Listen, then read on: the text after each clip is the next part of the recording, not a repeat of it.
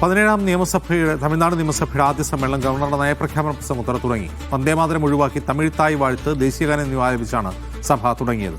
തമിഴ്നാടിന് അവകാശപ്പെട്ട നികുതി വരുമാന വിഹിതം കേന്ദ്രം കൃത്യമായി നീതിപൂർവ്വമായും വിതരണം ചെയ്യണമെന്ന് ഗവർണർ നയപ്രഖ്യാപന പ്രസംഗത്തിൽ ആവശ്യപ്പെട്ടു. മുല്ലപ്പെരിയാറിൽ പുതിയ അണക്കെട്ടിനുള്ള കേരള സർക്കാരിന്റെ നീക്കങ്ങൾ തടയുമെന്നും നയപ്രഖ്യാപന പ്രസംഗത്തിൽ പറയും. ഷെബിൻ മെഹബൂബ് വിവരങ്ങളുമായി ചെന്നു. ഷെബിൻ, കേരളത്തിന്റെ ഗവർണറായ ആർലേക്കർക്ക് തന്നെയാണ് തമിഴ്നാടിന്റെയും ചുമതല. കേരളത്തിൽ വന്ദേമാതരം അവിടെയില്ല, എന്താണ് സംഭവിച്ചത്?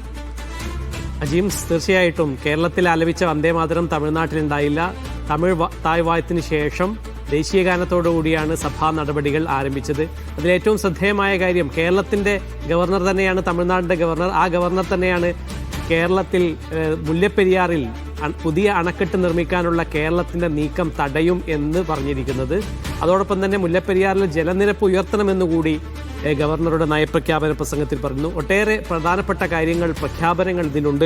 അതിലേറ്റവും പ്രധാനപ്പെട്ട സംഗതി, മതേതരത്വ സ്വഭാവം, സംസ്ഥാനത്തിൻ്റെ മതേതരത്വ സ്വഭാവം നിലനിർത്തും, ന്യൂനപക്ഷ അവകാശങ്ങൾ സംരക്ഷിക്കും. ഇപ്പോൾ നടന്നു വരുന്ന സെൻസസിൽ കാസ്റ്റ് എന്യൂമറേഷൻ കൂടി ഉൾപ്പെടുത്തണം. അതിനുശേഷം സാമൂഹ്യ നീതി സർവേ സംസ്ഥാനത്ത് നടപ്പാക്കും.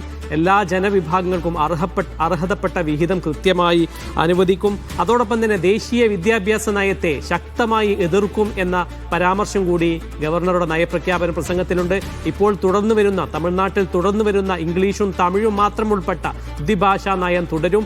ഹിന്ദി, ദേശീയ വിദ്യാഭ്യാസ നയത്തിൻ്റെ പേരിൽ ഹിന്ദി അടിച്ചേൽപ്പിക്കാനുള്ള ശ്രമങ്ങളെ തുറന്ന് എതിർക്കും എന്ന് മാത്രമല്ല, കേന്ദ്ര സർക്കാർ സംസ്ഥാനത്തിൽ നിന്നുള്ള നികുതി വരുമാനത്തിൽ നിന്നുള്ള വിഹിതം, അർഹതപ്പെട്ട വിഹിതം കൃത്യമായും നീതിപൂർവകമായും സംസ്ഥാനത്തിന് നൽകണം. കഴിഞ്ഞ സർക്കാരിനോട്, DMK സർക്കാരിനോടുള്ള നിശിതമായ വിമർശനം കൂടി ഗവർണർ തൻ്റെ പ്രസംഗത്തിൽ ഉൾപ്പെടുത്തിയിട്ടുണ്ട്. സംസ്ഥാനത്തിൻ്റെ പൊതുകടം 10 ലക്ഷം കോടിയാക്കി ഈ DMK സർക്കാർ ഉയർത്തുകയും സംസ്ഥാനത്തിൻ്റെ ധനസ്ഥിതി തകർക്കുകയും ചെയ്തു എന്ന വിമർശനം കൂടി ഈ പ്രസംഗത്തിൽ ഉന്നയിക്കുന്നു. അങ്ങനെ തന്നെ സെൻസസിന് ശേഷം സാമൂഹ്യനീതി സർവേ ഉറപ്പാക്കും അടക്കമുള്ള, മതനിരപേക്ഷത ഉറപ്പാക്കും അടക്കമുള്ള ഒട്ടേറെ പ്രഖ്യാപനങ്ങളും പരാമർശങ്ങളുമാണ് പ്രസംഗത്തിൽ ഗവർണർ ഉൾപ്പെടുത്തിയിരിക്കുന്നത്. അജിംസ്, ശരി ഷെബി.